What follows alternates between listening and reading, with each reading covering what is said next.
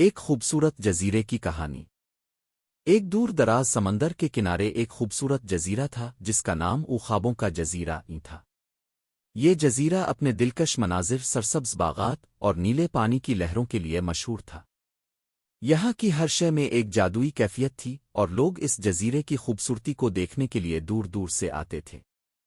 جزیرے پر ایک چھوٹا سا گاؤں تھا جس کا نام آنسو تھا۔ اس گاؤں کے لوگ خوش مزاج اور مہمان نواز تھے۔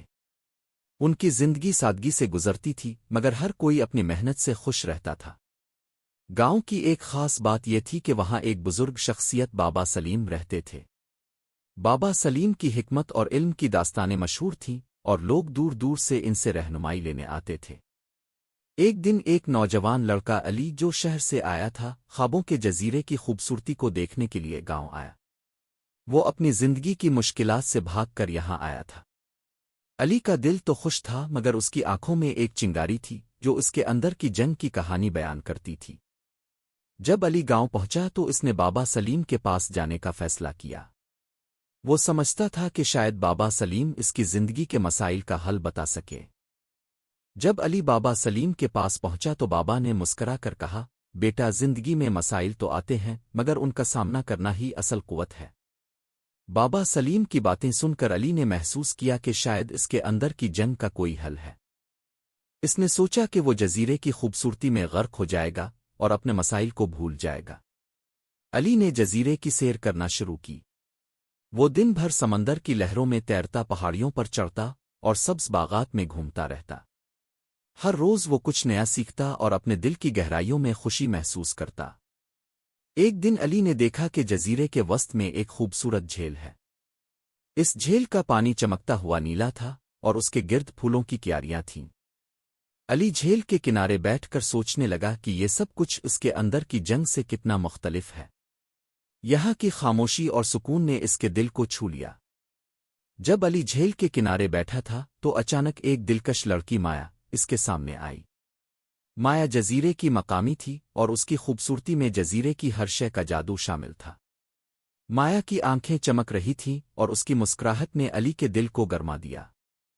تم یہاں کس مقصد سے آئے ہو؟ مایا نے پوچھا۔ علی نے اپنا دل کی باتیں مایا کو بتائیں۔ اس نے اپنی زندگی کے چیلنجز اور مشکلات کا ذکر کیا۔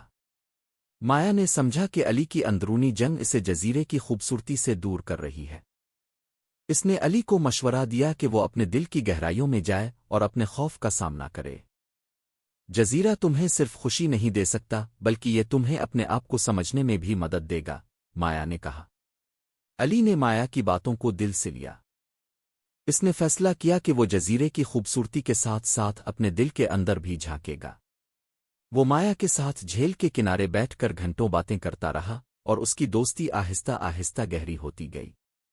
دن گزرتے گئے اور علی نے جزیرے کی زندگی کو اپنایا۔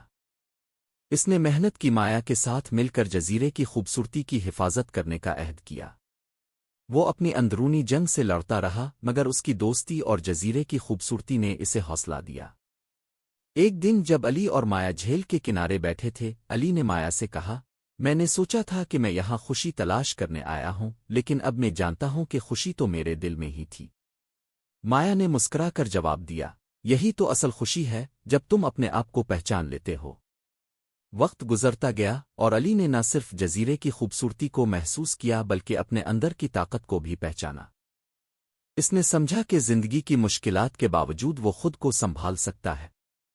بابا سلیم کی باتیں اور مایا کی دوستی نے اسے اس قابل بنایا کہ وہ اپنی زندگی کے چیلنجز کا سامنا کرے۔